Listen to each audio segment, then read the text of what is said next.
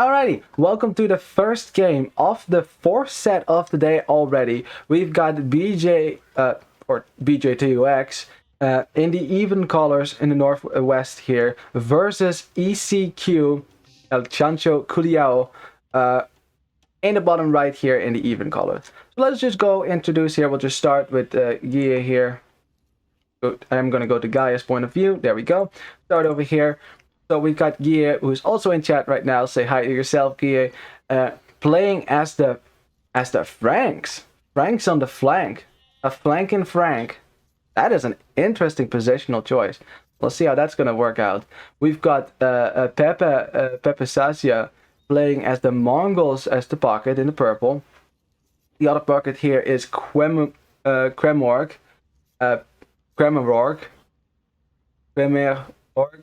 Damn it! I'm sorry. In the yellow here, playing as the Cubans is Ke. Yeah, we'll just go with that. And last we have Leo playing as the Ethiopians in the red. That's a more standard pick, I'd say. Then here in the blue we have Sid Nicholas playing as the Vikings here. In the blue, right? That's the color. Then in the green we have Pura playing as the Burgundians. In the teal, we have Pasu Alves playing as the Berbers. Those are some more standard picks, I'd say. And last but not least, we got Cobra Kai, awesome name, playing as the Mayans in the gray. Alrighty, well, so far for all the civilizations here, you know, I mean, the thing that really stands out is the flanking Franks, you know, Franks on the flank. That is an unusual civ pick for sure, you know, because normally Franks go as the pocket, you know, you go for some knight spam, you'd be over here as purple, right, and you would have an archer civ to flank you. But that's not what BJ chose to go for, so that is a risky move though. So we'll see how that is going to work out for them, of course. What is usually why it is risky, because what this tells me is that I am not, probably that purple might want to go for some Mangudai at some point. Those are really strong with Mongols for sure. But until then, right, you kind of have to hold this flank as the Franks by yourself with scouts. And if you only go for one type of unit, so melee only, that will allow Grey to go for Spearmen, which normally wouldn't work because there's archers around. But if there's no archers from your opponents, then you can make Spearmen all you want. That's fine. So that is the inherent risk. So let's see how that is going to work out. That's my prediction, at least. But of course, games are completely unpredictable. Anything can happen, for sure.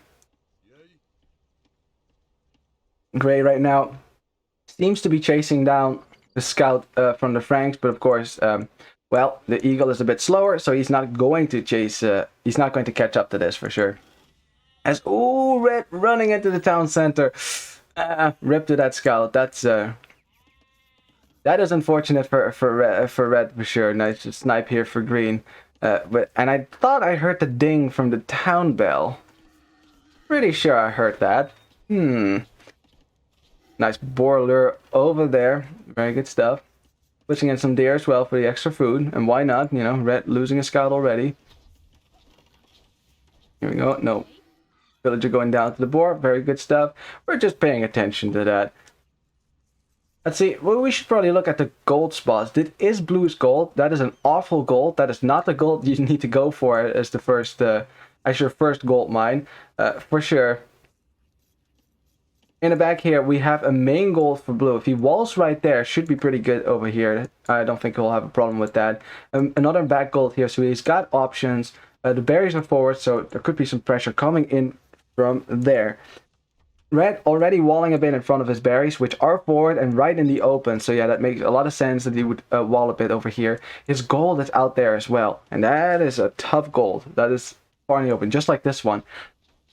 Red will have a bunch of golds that are less than favorable.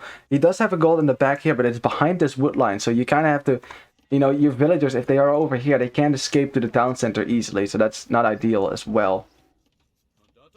Orange is still scouting around, but yeah, both teal and gray are here, so orange probably have to run away a bit over here. Gold here for gray. Both of these golds are right here, right at the bottom of this hill, which is going to be a bit difficult for gray, I'd say. Seeing how he's walling, he's probably going to go for this gold and it's going to wall to the wood line over there. That would make sense to me, but he'll have to find a way to control that gold with military. Has some gold to fall back on. As for orange, has forward berries at the bottom of this hill. That is going to be fun over there. A forward gold, but that look how open that is. There's like no trees in the camera right now. It's crazy. The main gold at the bottom of this hill. Again, a nasty hill right there. And why hills are so nasty is because you can just sit some archer units on here, take bonus damage from units firing down here in defense. Not the position you want to be in. Some gold in the back, but again, blocked by a wood line. So I think orange isn't going to go out to this gold, but I'll have to find a way to secure that gold. For the rest, everyone has clicked up except yellow. Yellow is not clicked up yet. Yellow is going to go to gold. Yellow is on 26 villagers. That tells me yellow does not really want to go for a lot of feudal age play. At least I'm pretty sure not. This seems to me to be fast castle. This is a risk. If you can get away with it, yes. If you can't, then no. But I mean that goes for every strategy, right? If it works out, it's a good strategy. If it doesn't work out, it's kind of like, why did you go for that strategy? High risk, high reward. We'll see how it works out. It's all going to depend on ECQ, whether they can spot that and punish it. And to be honest, looking at the vill counts here for Teal, he also has a lot of villages. He's making farms as well, which also tells me maybe we're looking at some more fast castle play. Berbers, of course, shine in the castle age with their cheap knight spam. And to be honest, if both pockets, if two pockets decide to go for fast castle play, then that kind of cancels each other out, right? It becomes equal again. So we'll see how this is going to work out for both teams here.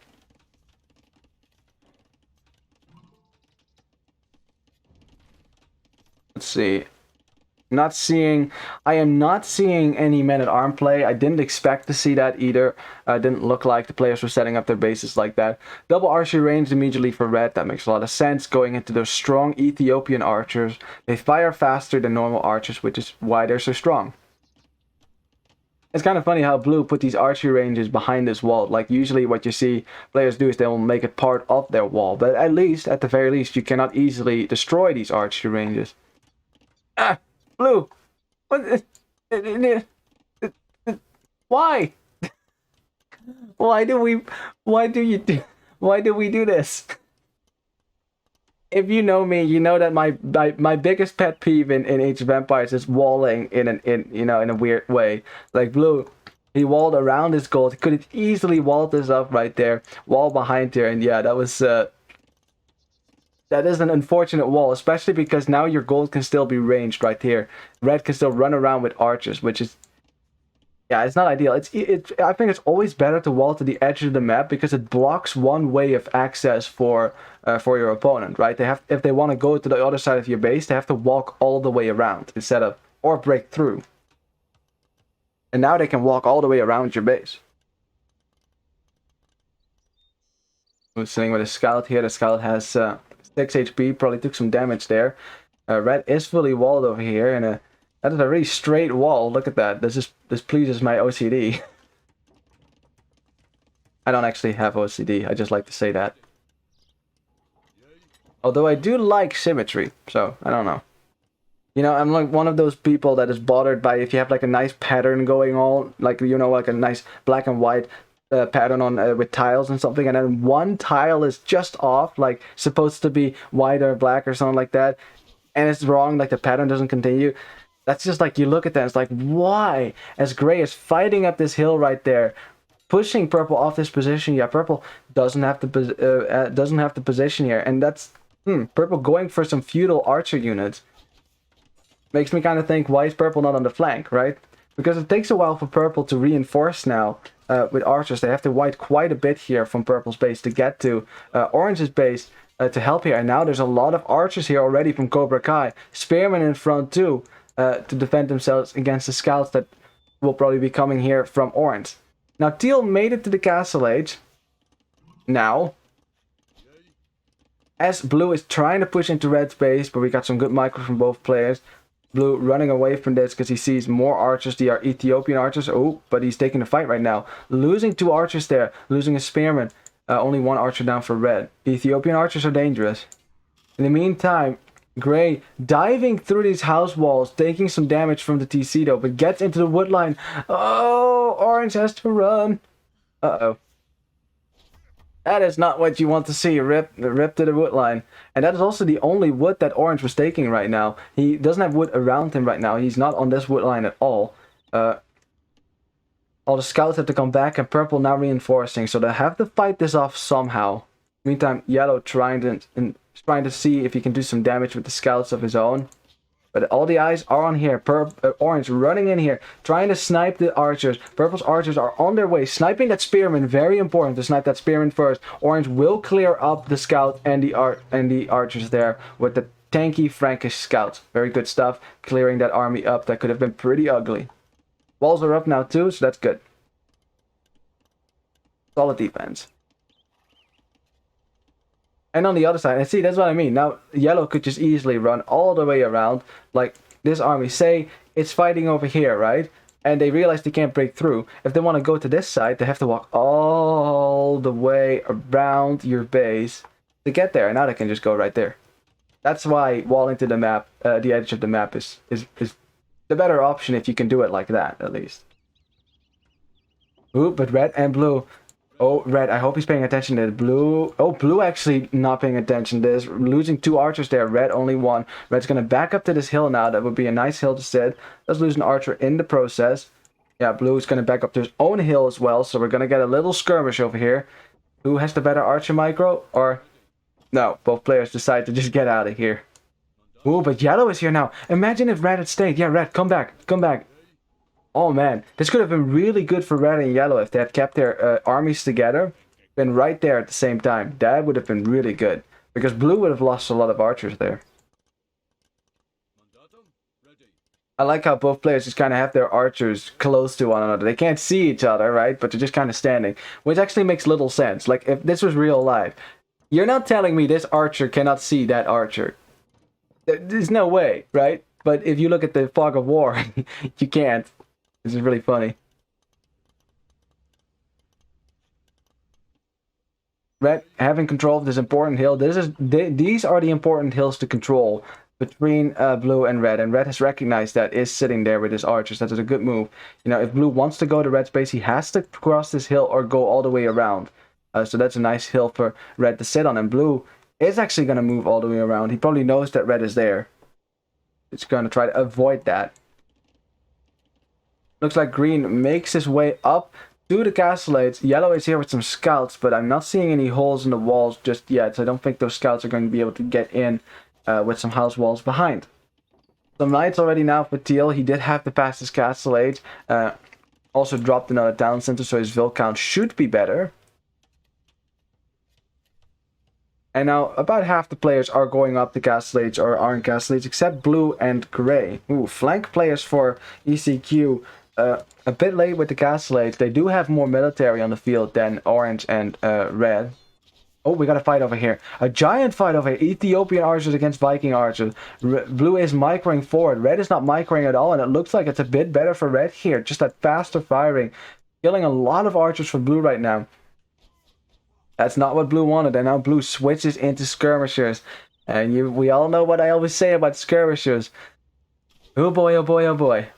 Skirmishes are fine if it's just archer v archer, but as soon as there is a scout military or cavalry around, they get rough.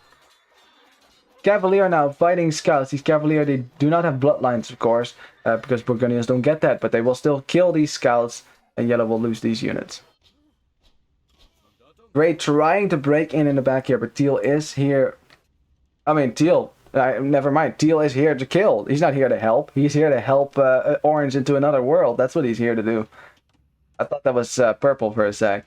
Okay, now the question is, what is purple going to be up to? Because he's making some crossbows and stuff, and all of this. Like, say if purple had Mangudai by now, you know, I could understand the pocket pick. You know, you want to kind of preserve purple and make sure that he doesn't get hit first. But now you're still making archers, and all you have to do now is, like, purple has to walk further to get to the front, which is why normally you put the archer civ on the flank, right? And orange has to abandon the woodline again now. Probably needs purple to come in here and help him now. Purple does have some crossbows over there, could probably help. Of course, the thing is also that purple is in castellate, gray's not. And thank you for the follow there, Seffi Ruth. Or Sefi Ruth. Ooh. Look, orange now catching these archers out off guard here with some knights. Crossbows here will help in the fight against these knights. They only have +1, but ooh, the knights for orange were out of position. Purple taking some losses here with some good micro can probably clear. I don't know. The camel goes down now. Enough knights here, so if orange groups up with this, then, well, I think, yeah, that's the thing. Purple will still lose its units. That's unfortunate. Good snipes for teal. He'll probably try to run away here, or should at least, my opinion. A forward town center now for red. That's a ballsy town center. Will give him a bit more control of the front of his base, but it's, of course, it's at the bottom of this hill, so it's a vulnerable town center for sure. Archers now for blue. He's running home right now because he's going up the next station. Stables? Viking cavalry? Well, sir.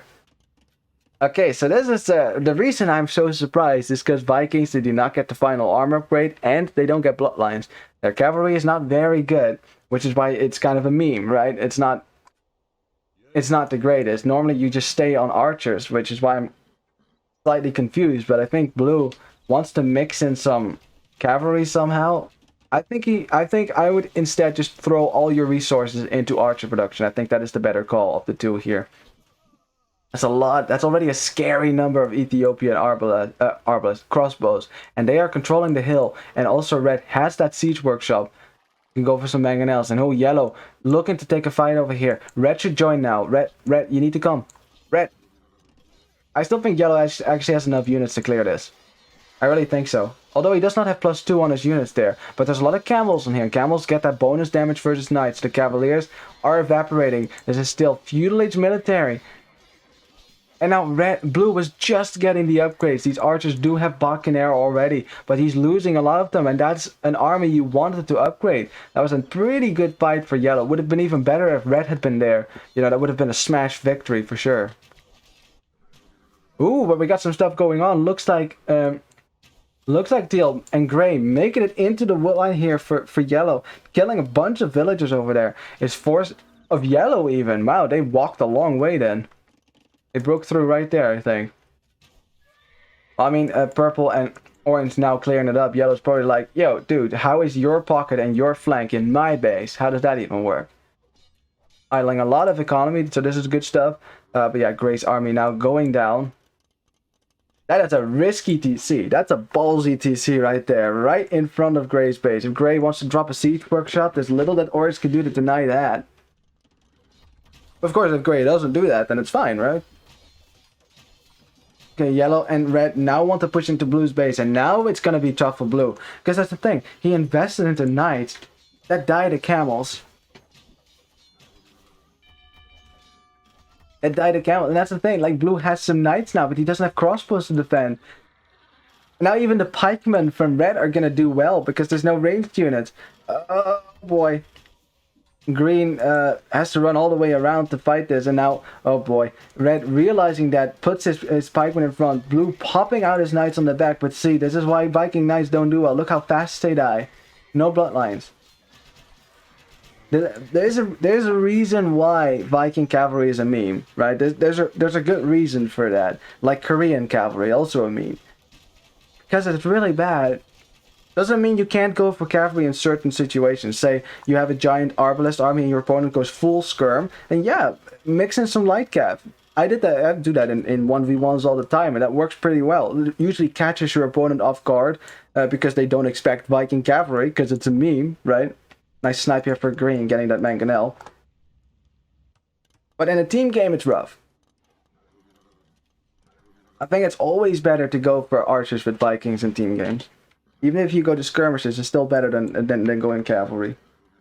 So, unfortunate misplay for blue, I'm afraid.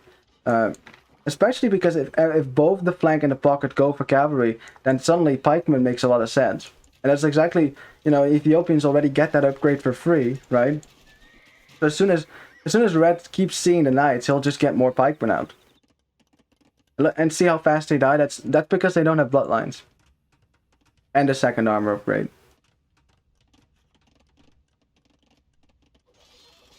Ooh, but a nice raid going on by Teal here. Look how many villagers went down. Got into the woodline there. This is a good raid. Yellow now addressing that. Trying to save Red here. Red is sending back his units as well. But this is good stuff for Teal. He might even find some more villagers over here. He might just go for that because he thinks he's going to lose his army. Anyways, might as well get some kills. He does actually have +2, so he could actually still win this. Camels v Knights. Probably Teal, not Teal's fight here. This will get cleared up. But now Green trying to break into Yellow's base, and Yellow tried the wall here, but it's too late. The Cavaliers are in. They do have +2. They can fight underneath town centers, and suddenly Yellow now has to come back to his own base and defend himself. It's going to be rough. Oh no! Oh no!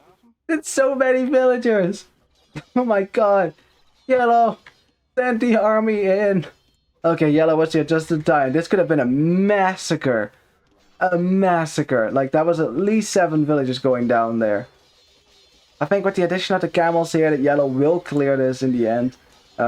Even though he only has +1 of his cavalry, should get the second armor upgrade sooner rather than later. Because you are still losing units because of that. In the meantime, we gotta push now.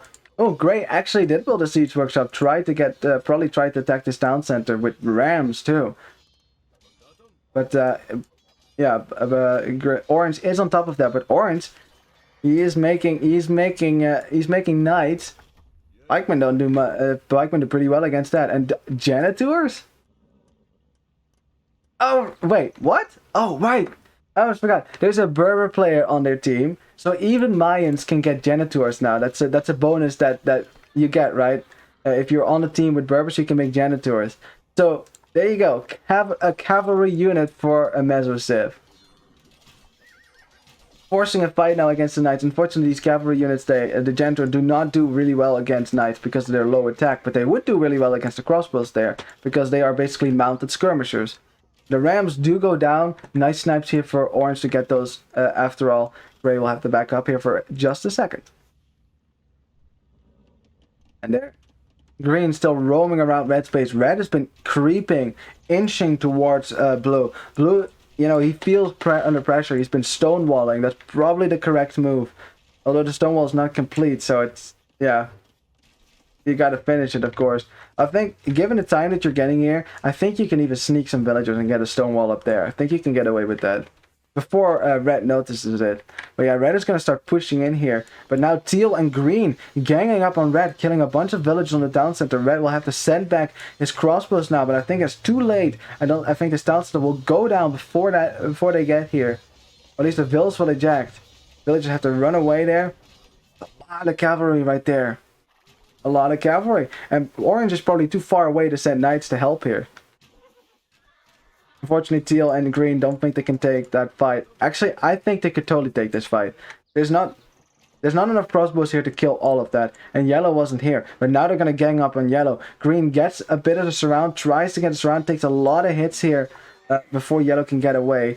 Bunch of camels going down as well. This is good for Teal and Green. Yeah, man.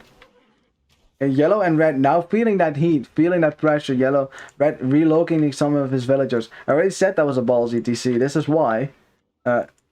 Nice stone gate. It's funny. Alright, it's stronger than a palisade gate. I'll give you that. If you wall like this, it's fine, of course. But yeah, Yellow will have to chase this now because, well, this army is going to go to your base. Red is also chasing that.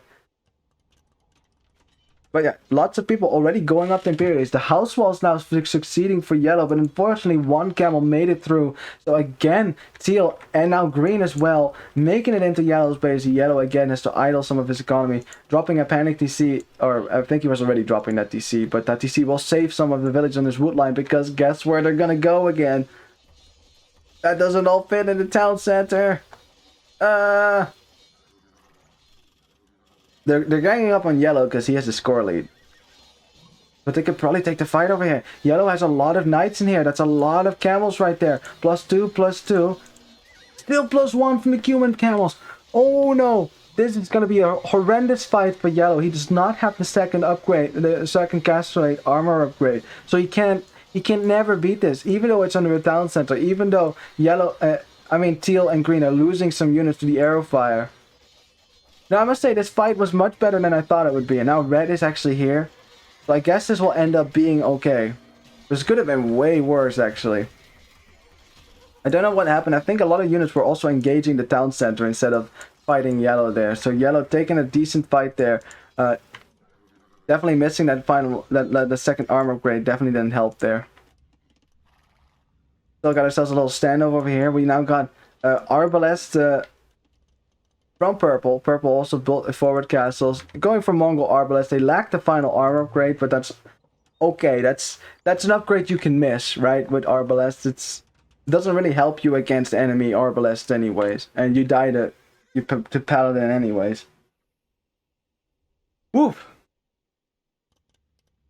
Okay, red now here with his army, but that's the thing. Red's army is not at the front pushing, so this is buying blue a lot of time here to get himself to Imperial Age, but blue, you're not gonna get to Imperial Age if you're spamming knights. I just don't like the knight play. I don't want to trash any strategy, right? Because any strategy should have a chance to work, but I just don't think that Viking cavalry in this position is gonna really help the team much. Like the support that the green needs right now, he needs Arbalest, right, in support of himself. Because as soon as red makes it to Imperial Age, it's going to be Arbalest, and that's just going to kill both green and blue then. Although green's getting Paladin. Burgundian Paladin are, the Paladin upgrade is very cheap. So I understand that he already got that upgrade. And they still lack bloodlines though, so they're not as strong as other Paladin civs, but they're cheaper, easier to get to. Gray and Teal probably thinking about a push soon. Teal has made it to Imperial Age. Oh, and Gray is switching it to Eagles. You see that? He's getting the Eagle Warrior upgrade. He's going to go for Eagles then instead of Archers. Which, if you can get to a good number there, if you can get to a good number of elite Eagle Warriors, then that will be very strong, even against Mangudai, which is what Purple is going to go for. 2 castles here. These castles are rather far forward. You have to retain control. If Purple loses control here, Orange loses control, these castles will go down, and at that point, no more Mangudai for you. They do have a good number of upgrades there, so this should be good. Kind of got a little standstill in the game as players make it to Imperial Age, and Green's going to drop a castle to help Blue over here safeguard the stone and the left of his base. I like it how everyone is kind of like, there's no talking between the teams, of course, but everyone just kind of agrees, okay, we just quit with the fighting now. But one thing that troubles me for ECQ is the fact that Blue and Gray are not in Imperial Age yet. Gray hasn't clicked up yet. He's investing in Eagle Warriors right now, which is heavy on the gold and heavy on the food. I don't think that Castle Age Eagles are going to do it. I don't think so. And Orange pouncing onto this army now with the Frankish Cavaliers, killing a lot of Gray's crossbows before the fight even starts. Teal is here though, has a lot of heavy camels mixed in here, but there's Arbalest, there's Mangudai. The Mangudai, oh, they're kind of far forward, losing a lot of numbers here. Wait a minute, this is actually a pretty decent fight for Teal. He's actually taken out a bunch of Mangudai, a bunch of units. Purple forced to back up to the castle here. Orange losing a lot of units there. You see how many the heavy camels really working out here. And now Trebuchet's going down, Arbalest numbers going down, the Mangudai have disappeared. Uh-oh. Is the Berber player with the spam going to be able to do it? Get some traps behind this, start trapping down some castles. Look at the army numbers now for Orange and Purple. They lost a lot of units right there. That's not a good fight for them at all. Can ECQ bring this back, even though their flanks have been in Castle Age for the longest time? Blue has clicked up by now. I wonder if Green got murder holes for that. Because that would make a lot of sense, but he's going to pounce on this now with some Paladins. They are Burgundian, fully upgraded Paladins. Don't have bloodlines, but still, they're Paladins. They are paladins. Look at the arbalests going down for red. Red will not be able to push blue without those arbalests. Is ECQ going to do it? The score switch now. Look, ECQ is in the score lead now. BJ just kind of falling behind here. The army numbers aren't sufficient to hold this for now. I have to get back to a good number of arbalests and cavalry again. Shotel warriors. Red is making Shotel warriors. I mean, Shotel warriors are an excellent raiding unit. They do pretty well against eagles and other infantry units as well because of their high attack. They do not do well against cavalry. Like, not at all. Because they die so fast. Like, look at the HP. 50 HP, no melee armor. They die pretty quickly. But, ooh, pikeman raids now in the back of Gray's base. I'm not sure if Gray is aware of this. Doesn't seem to be. Some villagers going down. The sneaky barracks! How did that even happen? There's a hole right there. How? How did Red get a Vil right there? That's crazy. Is this the max? What is this? Pikeman raids? Man, imagine if he was an Eagle Civ. It'd be crazy. The castle for Orange going down, forcing a fight over here. But deal with the insane production and the fact that it's also camels. There's camels in here. And it's so difficult as Franks now that Paladin is in. Even then, it's so difficult to deal with this. Not enough arbalests are here for Purple to hold this. I think that Orange and Purple are about to lose the front of Orange's base, and that means that the Mangudai producing castles are threatened as well. Although Purple isn't even making Mangudai right now. This is starting to look really dicey on this side of the map. They need Red and Yellow to go for a giant push in the front, but Yellow just made it to Imperial Age. Orange now losing a lot of villages on the gold there. I mean, I guess it's the T90 Pro strategy, right? You take this gold first so that you can fall back on the other gold, which, and he took a lot of this gold, so that's pretty sweet. Castle now in the front of Orange's base, try to stall out the Spoosh as much as possible. It is Paladin now, it's as good as it gets in Franks, for sure. But on the other side, Red is not, you know, he didn't make more arbalests, he's going full infantry. Imagine now if Blue has an army of arbalests here. And it's just pikemen and Shotel warriors. An insane production here from Yellow. That's a lot of knights. Yeah, Blue's like, oh no, I'm getting out of here. But yeah, you're kind of missing some upgrades on the Cavalier. I still think Blue should go for Arbalest, even though he's still making cavalry. I just don't like the play. If he had Arbalest right now, they could push all of this right back. Like, no problem. Because you're not going to be able to beat this. Not with Viking cavalry. He's trying. Oh my god, they didn't notice, did they? Teal noticed this. Teal noticed this. He probably told Red right now, like, yo, you're like being raided by Halberdiers. And Gray's like, wait, how? Yeah, Red is going to, And also, just that, it's Red's villager. Like, can you imagine how far that villager would have had to walk to get into that corner? That's like crazy to me. Castle now for Blue. That is a risky castle. It could just get trapped down over there. But it will at least push Yellow back for now. Green needs to get his numbers up for now. It's going to drop a castle forward. Liking that. I wonder if we're going to go for Flemish Revolution. That'd be cool to me. I haven't seen that yet in the tournament.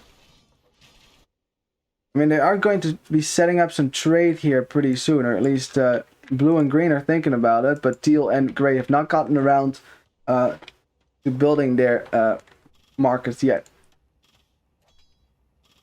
Orange is trying to find somewhere to raid. I mean, he could easily get around here, find some villagers, get into Gray's base, and that would be the, you know, the score has switched again. BJ right on top again. Now that Yellow is in Imperial Age 2, suddenly a lot of cavalry on this side of the map, and I'm not seeing a lot of production from Green yet. You see? Like, I'm not seeing cavalry production right now. How do we address this army without cavalry? It's going to be rough, and that army is making its way to Teal. Teal is producing a lot. He is spamming Asars into Yellow's base, and Yellow is like, I'm going to do stuff to you, my buddy.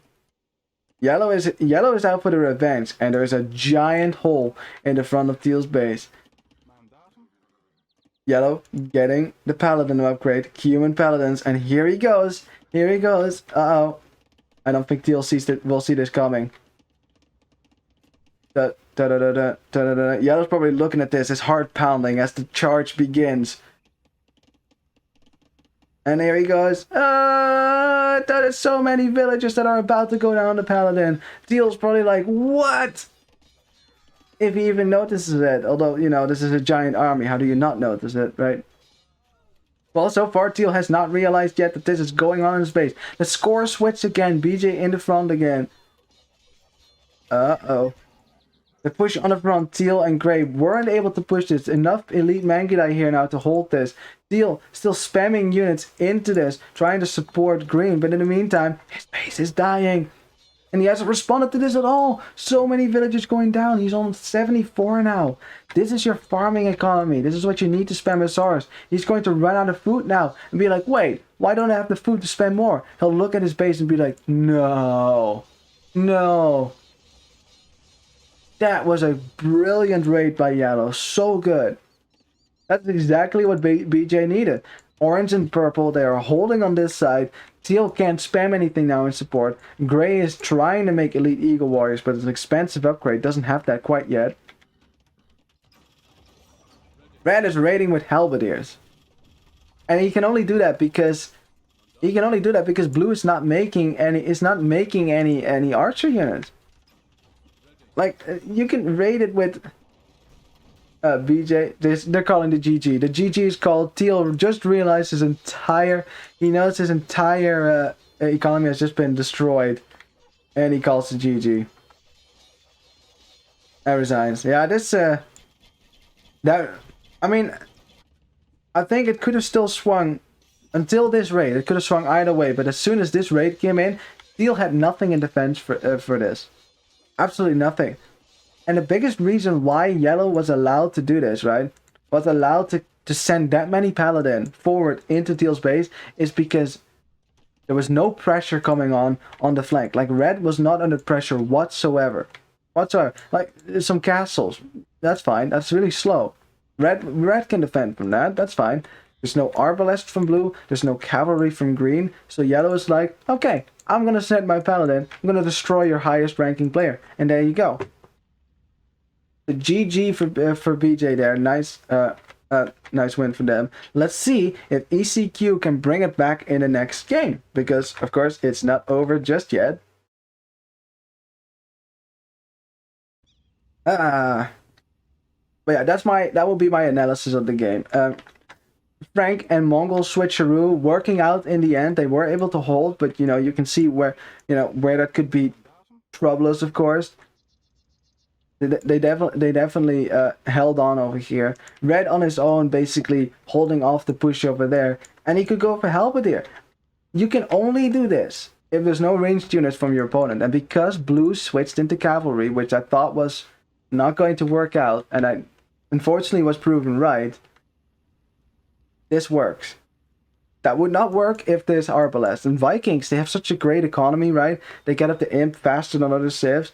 Could have been really good over there. So I think for the next game, ECQ will have to reconsider their strategy. So let's see what they're going to do after we look at the statistics here.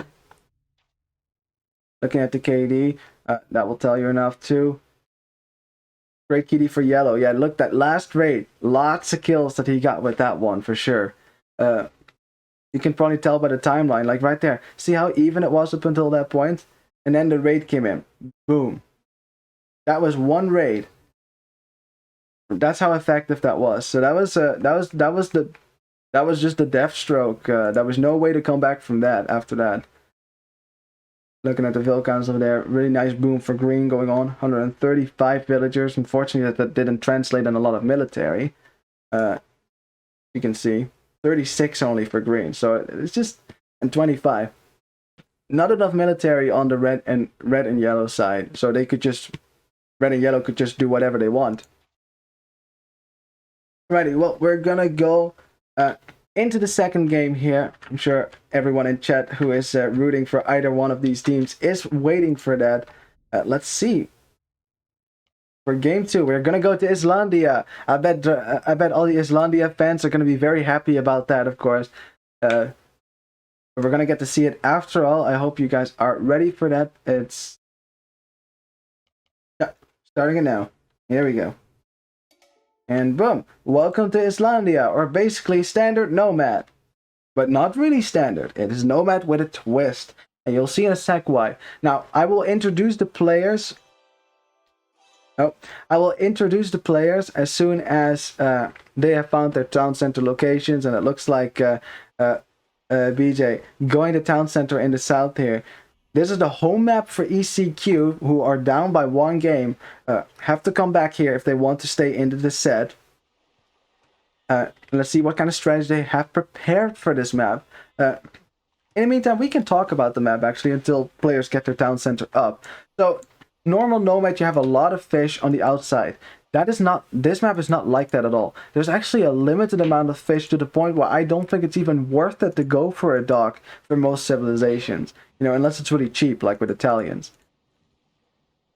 As you can see, there's not a lot of fish. Instead, the land itself is dotted with shorefish over here. And that is 1,200 food per pond. That is so much food. Indians OP on this map. Trust me. That is great.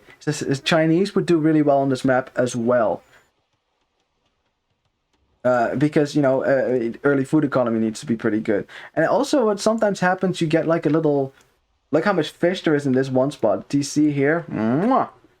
Sometimes you get a little mountain of fish. You know, like kind of like in Iceburn. I don't see one right now. No.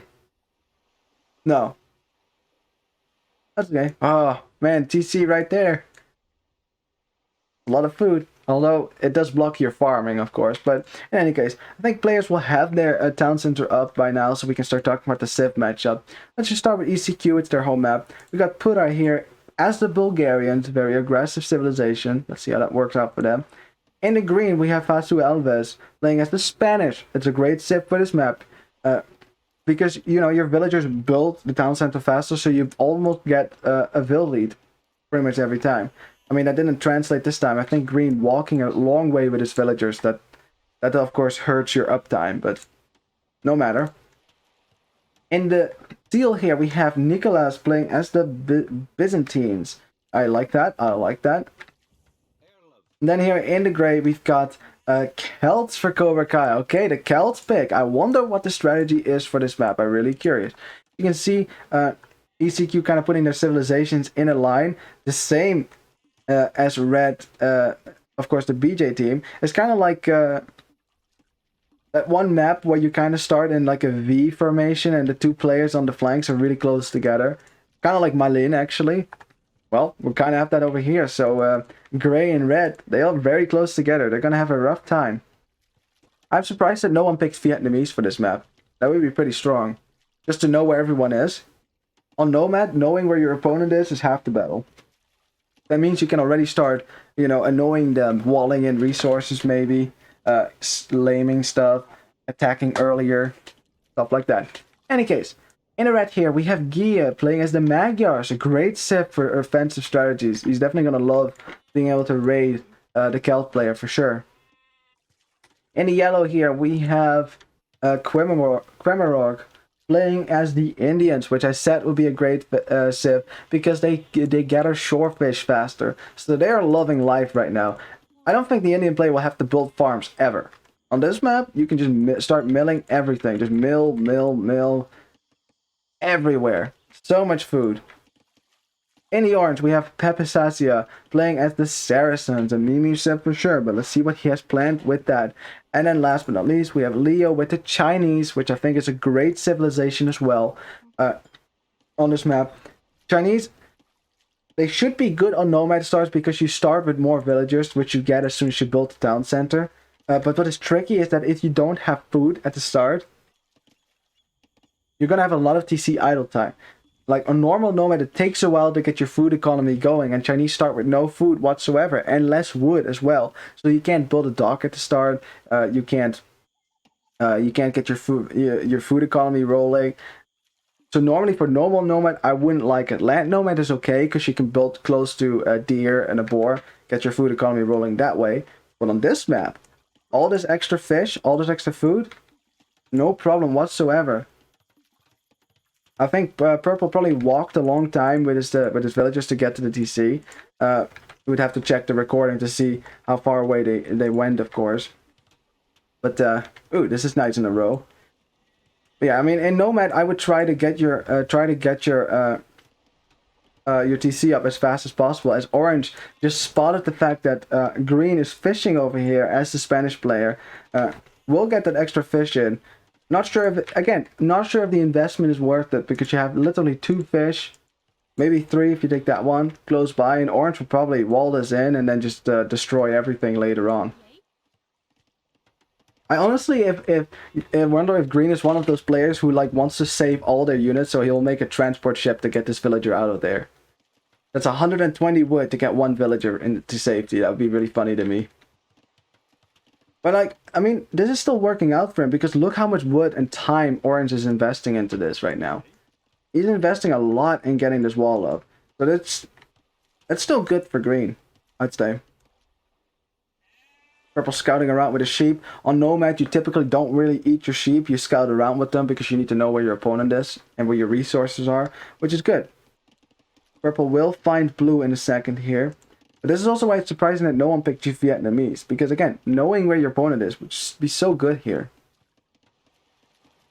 Now looks like Gray already going up to the fuel age. Teal going up to the fuel age as well. So is blue and red as well. Red probably, yeah, he walled like this. He probably knows where his opponent is. I want to kind of look at the fog of war. Just to see. Looks like he is aware. Okay, he noticed. He knows. He walked past this when this was being built, so he knows exactly where Gray is. I want to see at the fog of wars of other players. I don't think Blue knows much about anything right now. What about Purple? Purple should have a heads up that someone is over there. It's actually Teal. And that someone is over here, which is Green. The Purple has some idea of some of the players. What about Orange? Orange should also know something. Actually, he knows nothing. That was just unfortunate, I guess. That's probably where his villager started. We'll figure it out. It's actually easier to wait until players build markets, then we can just see the whole team line of sight. I was just curious to see who knew what. The fact that Red knows about Gray is pretty good. But wait, does Gray know about Red? He doesn't know about Red, but the fact that he's walled like this makes me think that he probably suspects, maybe. Making a scout right now with Celt. Okay, Celtic Scout. Don't often get to see those. Celts often played as an archer civ instead. I want to confirm really quickly one thing. Yep, that's what I thought. Did we see that? This is a Spanish player on stone. We just know what that is. Oh, Pablo Garman saying he just subscribed to YouTube. Thanks, man. Well, you bet you're gonna see your game be uploaded sooner rather than later.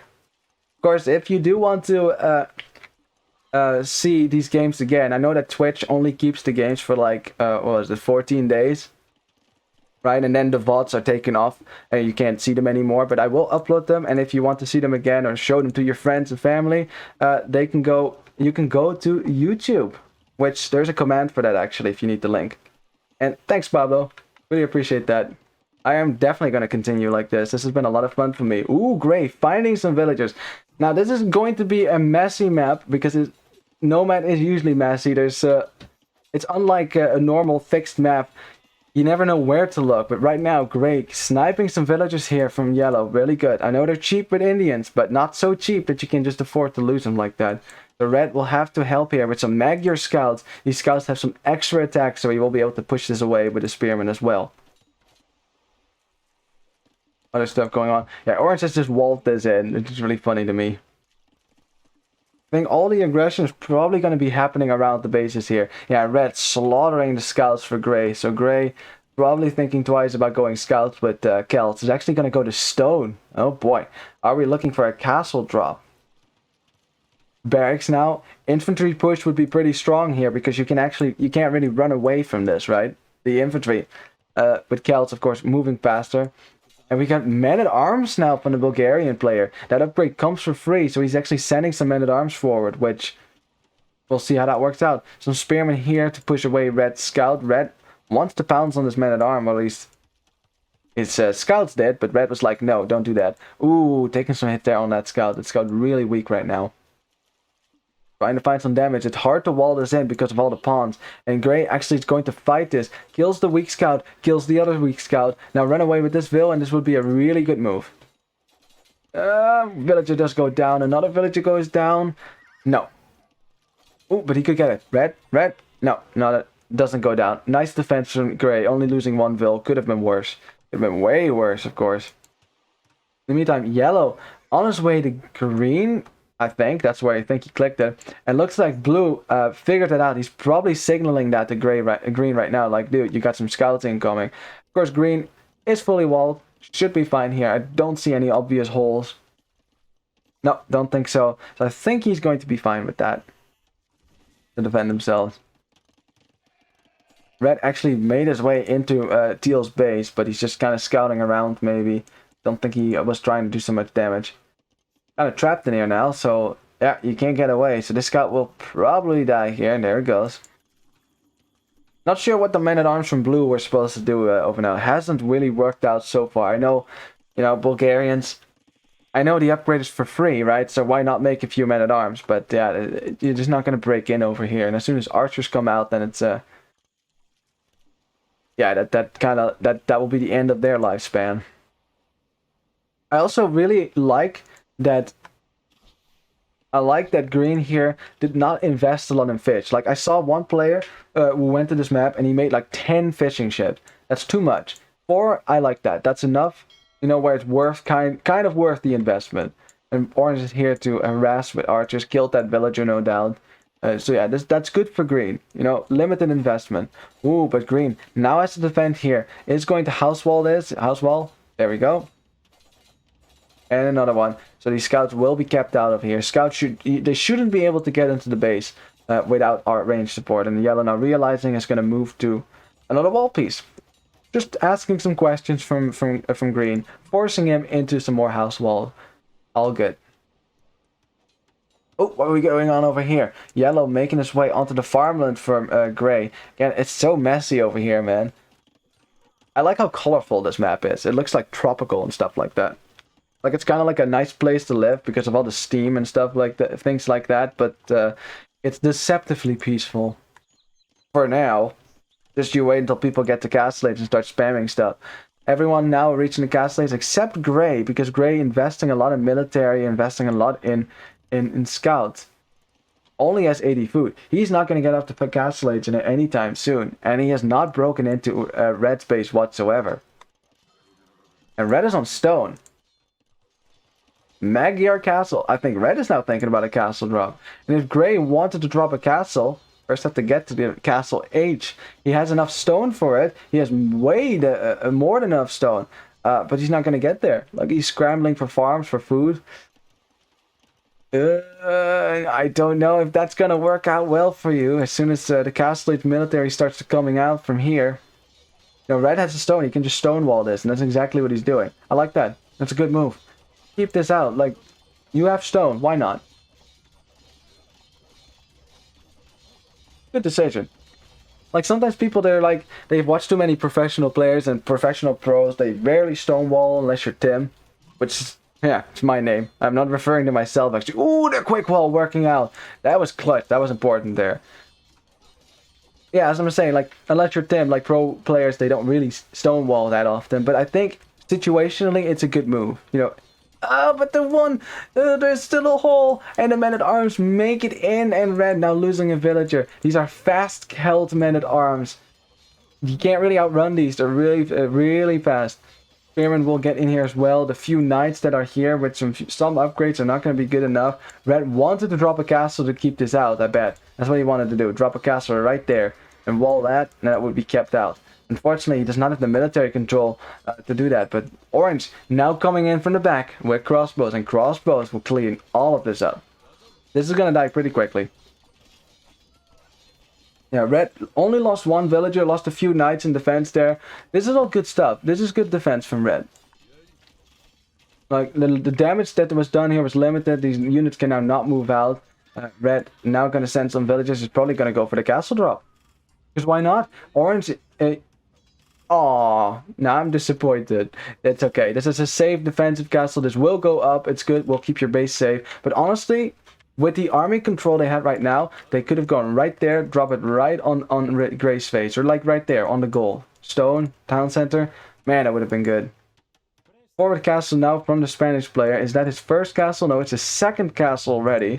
Expecting to see some conquistadors soon, but Green is first making some villagers and a stable. Probably for the bloodlines.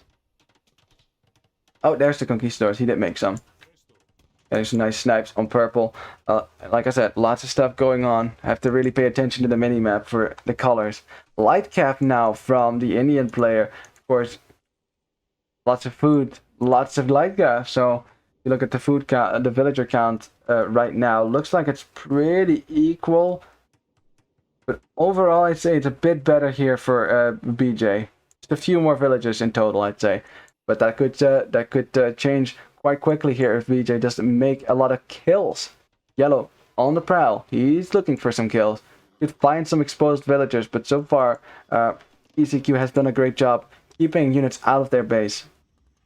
Castle is up now, so Gray will have to give up his hopes of ever trying to get into Red's base with the infantry. He'll have to go up the castle age, looking at his resources. That's gonna take forever. I don't know what's happening. Why?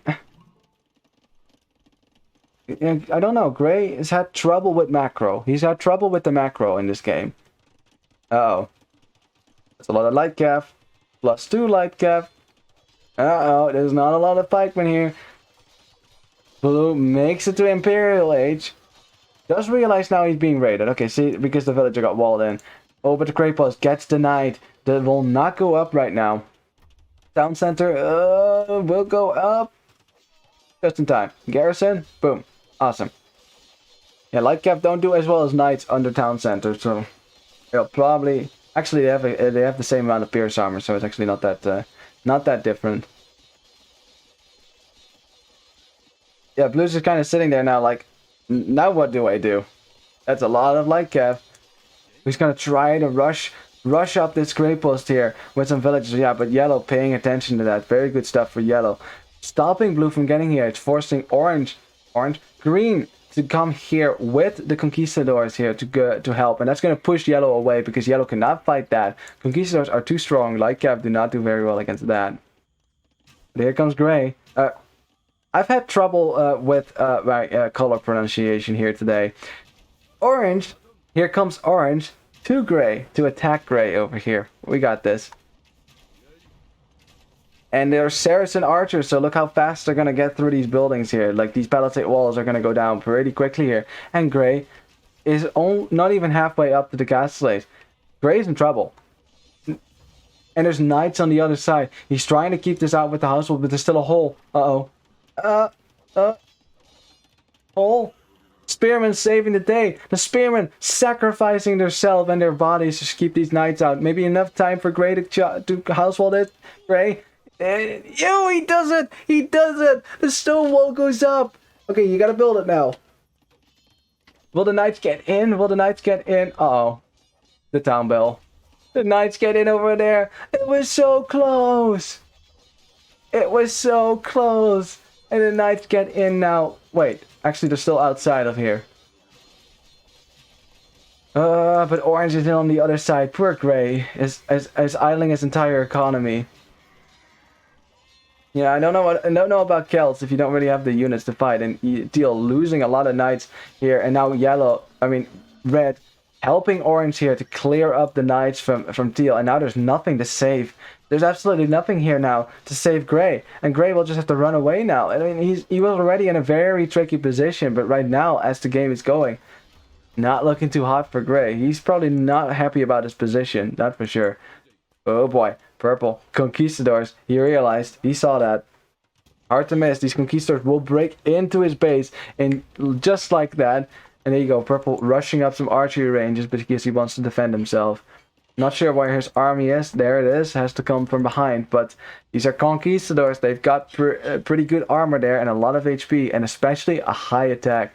They're the most OP raiding unit in early Castle Age.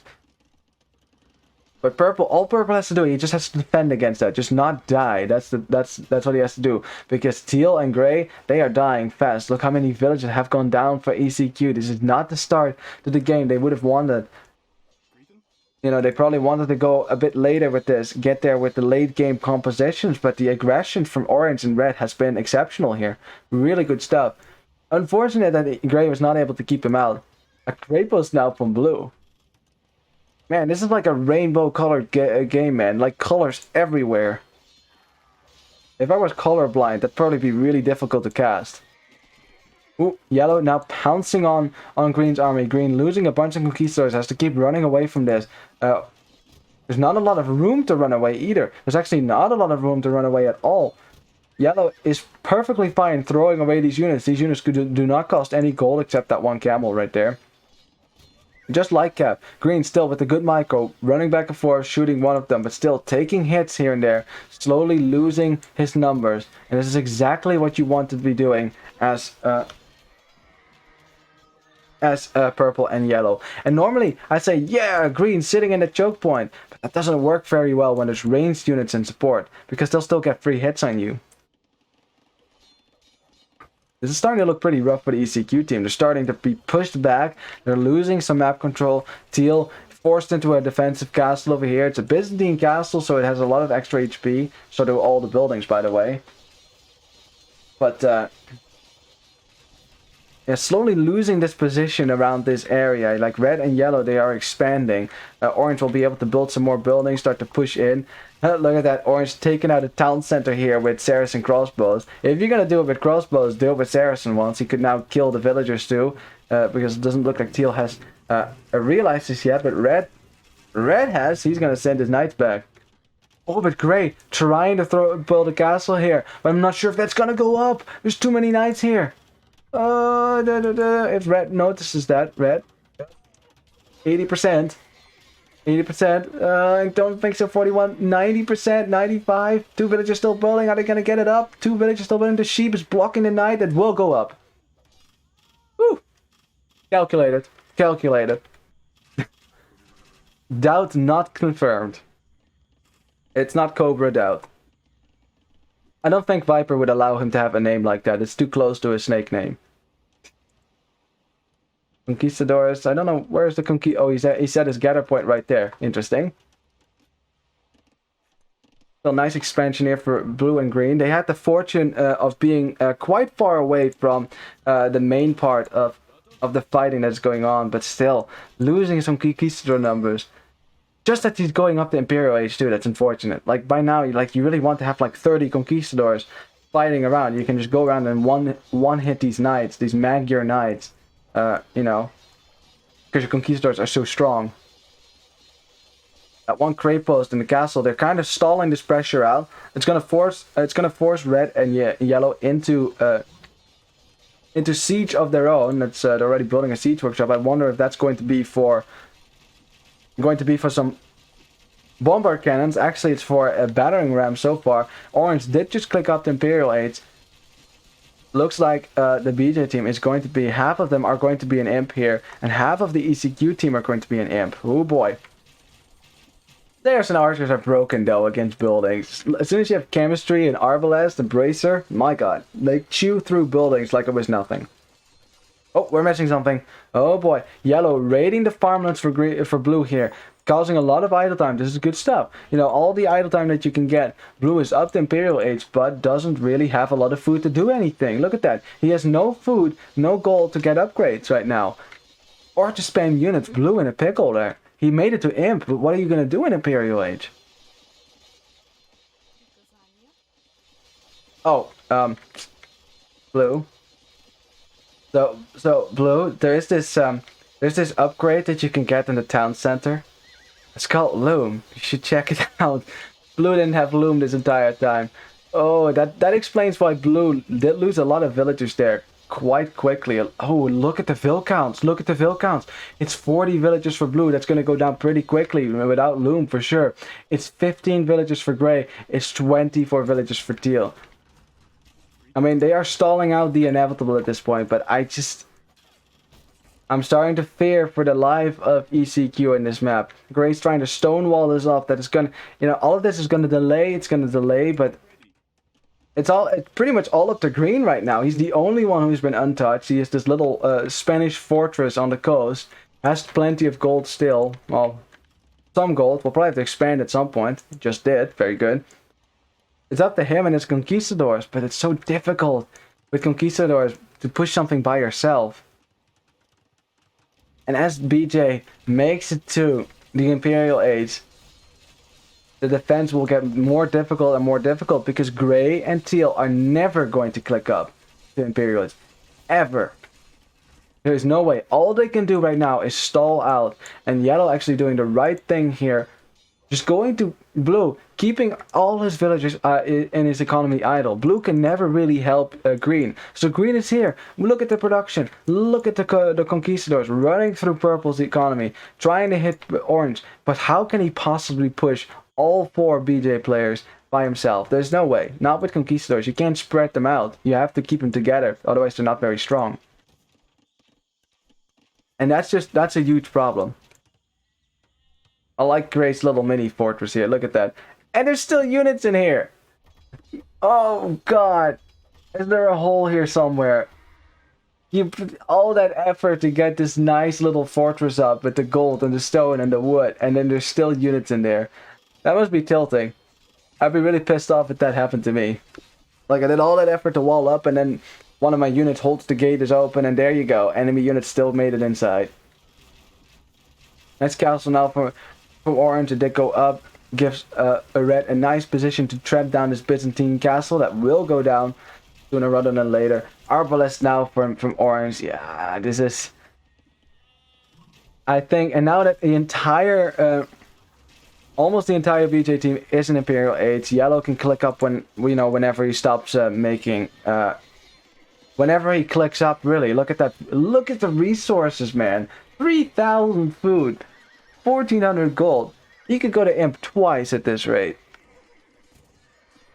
Also looks like a lot of conquistadors, you know, they're kind of stuck in a wood line and now the Magyar cavalry encircles it. They can't get out. They can't go anywhere. There's actually a hole right there, but there's no way to escape right now. That means that all the conquistadors for Green are going to go down. And if there was ever any hope for ECQ, I think with the conquistadors, that will also go to Hades. And there you go. The GG is called. They realize there is no way to do this. BJ simply too strong for ECQ in this set. And the GG is called. Alrighty. Let me update the scoreboard there. A convincing win for BJ, I say. ECQ just never really got into their element.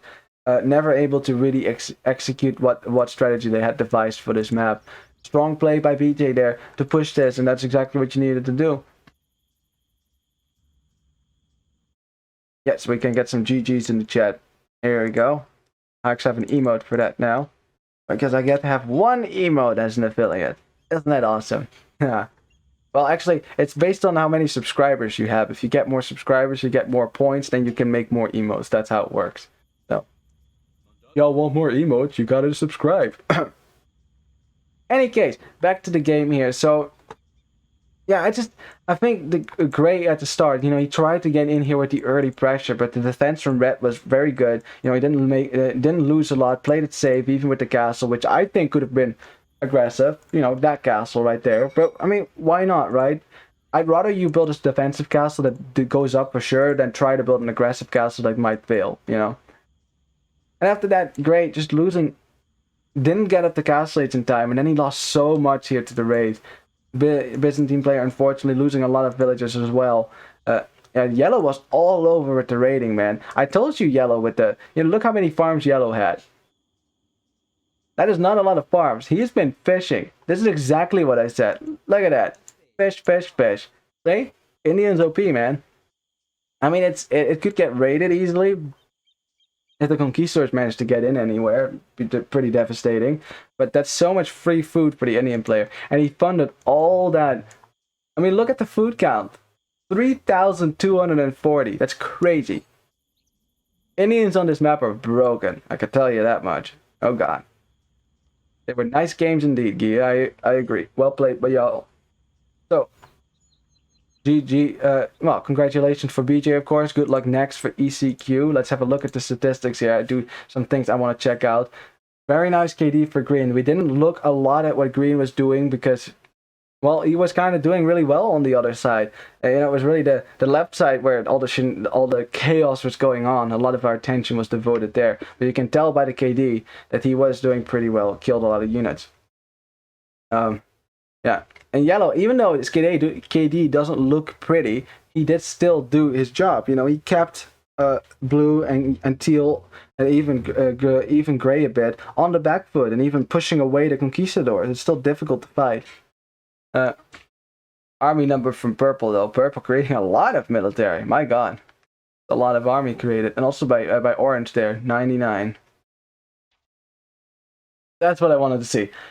21,000 food collected for Yellow in a game that was, still rather short. This is a medium-sized game right there. In that time to gather that much food, compared to like Blue, right? Blue wasn't hit that much, but he was farming. Just compare the difference. Crazy. Nice food collected for Chinese player here. Gold collected as well. Very good stuff. Looking at the booms, yeah, you can tell that ECQ, they just fell off quite early with the booms there. We're just out-boomed.